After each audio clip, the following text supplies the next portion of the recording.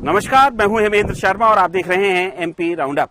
गुरुवार को भारतीय जनता पार्टी के नेता और पूर्व वित्त मंत्री जयंत मलैया के बेटे सिद्धार्थ मलैया की भारतीय जनता पार्टी में घर वापसी हो गई। इससे पहले ग्वालियर में प्रीतम लोधी की भी इसी तरह से घर वापसी हुई थी।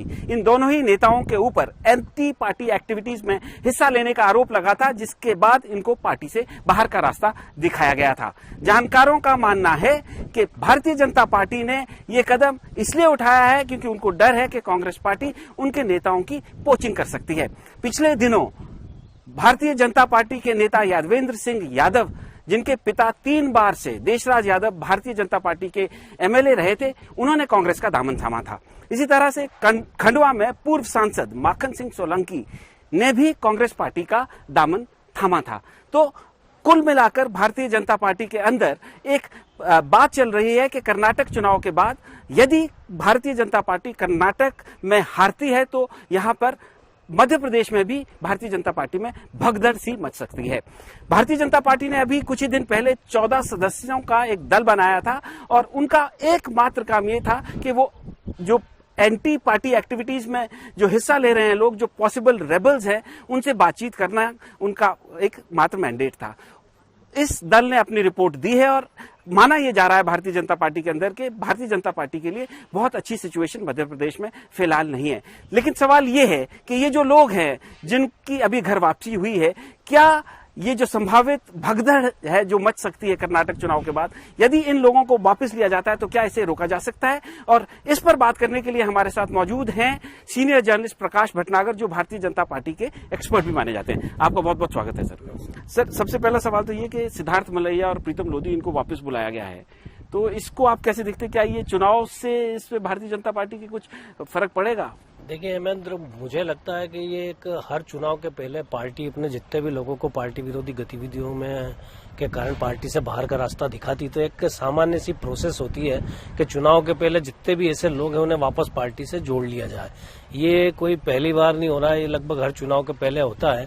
भारतीय जनता पार्टी में भी होता है, कांग्रेस में भी होता है। इनकी अनुशासन समिति होती है जो ऐसे मामले देखती है।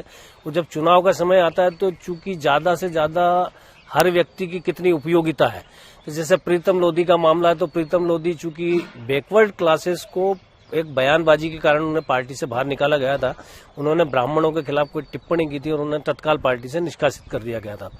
फिर उसके बाद उन्हें लगा कि जब वो बैकवर्ड्स के बीच में जाके उन्होंने कैंपेन चलाया, उमा भारती का भी कुछ उनको सपोर्ट था, उमा भारती के समर्थक माने जाते हैं, तो पार्टी ने वापस बैक किया अपने आप को और उनको पार्टी में वापस शामिल कर लिया, ताकि बैकवर्ड क्लासेस में, हालांकि बैकवर्ड क्लासेस में तो भारतीय जनता पार्टी के पास एक बहुत बड़ा चेहरा है जो मध्य प्रदेश का मुख्यमंत्री है, तो ऐसी चिंता नहीं करनी चाहिए थी। लेकिन चूंकि चुनावी साल है और चुनावी साल में कोई भी राजनीतिक दल कोई कमी नहीं छोड़ता है। इसी तरह सिद्धार्थ मलैया बहुत ही सीनियर लीडर जयंत मलैया के बेटे हैं। पार्टी ने उस समय जयंत मलैया को भी नोटिस जारी किया था जब दमोह का उपचुनाव हुआ था जी। उस समय सिद्धार्थ को भी जिम्मेदारी दी थी, लेकिन चूंकि राहुल लोधी वहां से कैंडिडेट थे जो कांग्रेस से भारतीय जनता पार्टी में आके चुनाव लड़े थे और वो जो चुनाव हारे थे तो उसके उनके अपने खुद के कारण थे। लेकिन पार्टी को चूंकि उन्होंने शिकायत की थी कि जयंत मलैया या सिद्धार्थ मलैया के कारण, लेकिन वहां पे मलैया परिवार का एक प्रभाव है। तो इससे हमारा सेकंड क्वेश्चन है प्रकाश जी, वो ये है कि जो परिस्थितियां क्योंकि कर्नाटक में और मध्य प्रदेश की सिमिलर हैं, क्योंकि वहां पर भी जिस तरीके से कर्नाटक में सरकार बनी, कांग्रेस से बीजेपी में लोग गए, पहले उन्होंने इस्तीफा दिया, फिर चुनाव लड़ा बीजेपी से, फिर जीत कर आए। उसी तरह से यहां पर भी मध्य प्रदेश में जीत कर आए। अब उनकी वजह से वहां विरोध हुआ, सिमिलर विरोध मध्य प्रदेश में भी हो रहा है। तो आपको क्या लगता है कि सर्कमस्टेंसेस सिमिलर होने की वजह से जो स्थितियां कर्नाटक में निर्मित हो रही है वो यहाँ पे भी हो सकती है? देखिए, दोनों चीजों में एक अंतर है। कर्नाटक में भारतीय जनता पार्टी पहली बार अपना प्रभाव बढ़ा पाई। मध्य प्रदेश के अंदर भारतीय जनता पार्टी बहुत मजबूत है, तो दोनों राज्यों को देखने का हमारा नजरिया अलग होगा। भारतीय जनता पार्टी का जो ऑर्गेनाइजेशन है वो मध्य प्रदेश में बहुत मजबूत है, लेकिन एक जो सिमिलरिटी है कि दोनों जगह दल बदल से, खास करके कांग्रेस से, वहां पे जेडीएस से, यहाँ पे कांग्रेस से लोग टूट के आए और सरकार में आए, तो इनने सरकार बनाई। उसको हम ये कह सकते हैं कि चूंकि जनता ने वापस इनको मैंडेट दिया, इनके पक्ष में मैंडेट दिया, कांग्रेस के पक्ष में नहीं दिया और इन्होंने सरकार बनाई, स्थायी सरकार दी। तो मुझे लगता है कि एक क्लेशेस तो होगा यहाँ पे, लेकिन भारतीय जनता पार्टी इनमें से कितने लोगों को टिकट। अब तो चूंकि चुनाव में आजकल कई तरह की पद्धतियां आ गई है, सर्वे वगैरह, ये वो सारी चीजें होती है।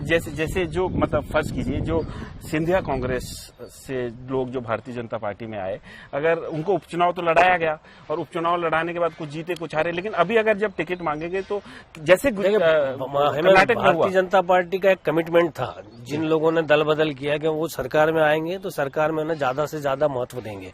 तो जो लोग हारे उन्हें निगम मंडलों में एडजस्ट किया, जो लोग जीते उन्हें मंत्रिमंडल में ज्यादा से ज्यादा स्पेस दिया। तो वो कमिटमेंट भारतीय जनता पार्टी ने पूरा कर दिया। वो 23 तक वो 23 तक था, तो वो कमिटमेंट मुझे पूरा। अब अगर वो पार्टी में आ गए हैं और अगर उनकी जीतने लायक स्थिति बनेगी तो निश्चित तौर पर भारतीय जनता पार्टी उनको टिकट देगी, लेकिन हर एक को टिकट देगी ये मुझे संभव नहीं लगता, क्योंकि उस कंडीशंस में देखिए कांग्रेस की भी स्थिति मध्य प्रदेश में कोई बहुत अच्छी नहीं है। इस समय कांग्रेस के पास होता है कि मुश्किल से 100-125 सीटों तक अच्छे कैंडिडेट होते हैं और उसके बाद उन्हें कैंडिडेट का संकट होता है। तो ऐसे में जो लोग वापस से कांग्रेस में जाना चाहेंगे और कांग्रेस के पास कोई विनिंग कैंडिडेट नहीं होगा। हमने बाई इलेक्शन में भी देखा था कि जो 28 सीटों का जो बाई इलेक्शन हुआ था उसमें कांग्रेस ने भारतीय जनता पार्टी के लोगों को जो हार गए थे चुनाव, उन्हीं के सहारे चुनाव लड़ा था। उसमें से कुछ को सफलता मिल गई थी, बाकी लोग वापस हार गए। तो ये एक अलग मैटर है, लेकिन एक राजनीति में जो साम दाम दंड भेद तो राजनीति का नाम है, तो मुझे लगता है कि ये भी पॉसिबल है। अच्छा सर, एक फाइनल क्वेश्चन आपसे कि भारतीय जनता पार्टी मतलब कार्डर बेस्ड ऑर्गेनाइजेशन है, डिसिप्लिन बड़ा कहा जाता है, तो जो सर्कमस्टेंसेस थे, जिस सर्कमस्टेंसेस में सिद्धार्थ मलैया को बाहर निकाला गया था या प्रीतम लोधी को, तो जैसे आपने बताया कि एक बयानबाजी की वजह से बाहर निकाला गया, तो उसमें कुछ चेंज आया है क्या? क्योंकि राहुल लोधी तो आज भी कांग्रेस में ही है, राहुल जो तो बीजेपी में चले गए हैं और एक निगम मंडल के कोई अध्यक्ष निगम मंडल के अध्यक्ष हैं, लेकिन अब पार्टी उनको टिकट देगी ये कोई जरूरी नहीं। दूसरी बात कि Bharatiya Janata party cadre based party है, अनुशासन का, लेकिन भारतीय जनता पार्टी का जिस स्तर पे विस्तार हुआ उसमें अनुशासन निश्चित तौर पर धूमिल होता है। बहुत तरह तरह के लोग आए जो पार्टी के रीति नीति रंग ढंग से इतने परिचित नहीं है, तो मुझे लगता है कि अनुशासनहीनता होना कोई बहुत बड़ी बात नहीं होगी इस चुनाव। तो भारतीय जनता पार्टी के अंदर अनुशासनहीनता होना कोई बड़ी बात नहीं होगी, लेकिन अभी फिलहाल ये जरूर कहा जा सकता है कि अभी साफ नहीं है कि किस करवट ऊंट बैठेगा, क्योंकि बहुत लंबा समय अभी है। राजनीति में एक दिन भी बहुत होता है, अभी तो काफी महीने बाकी हैं, लेकिन इतना जरूर कहा जा सकता है कि मोर्चाबंदी दोनों तरफ से चल रही है और भारतीय जनता पार्टी कोई कसर नहीं छोड़ना चाहती है इस चुनाव को जीतने के लिए। एमपी राउंड अप में आज सिर्फ इतना ही। कल फिर मुलाकात होगी, तब तक के लिए थैंक यू, गुड बाय।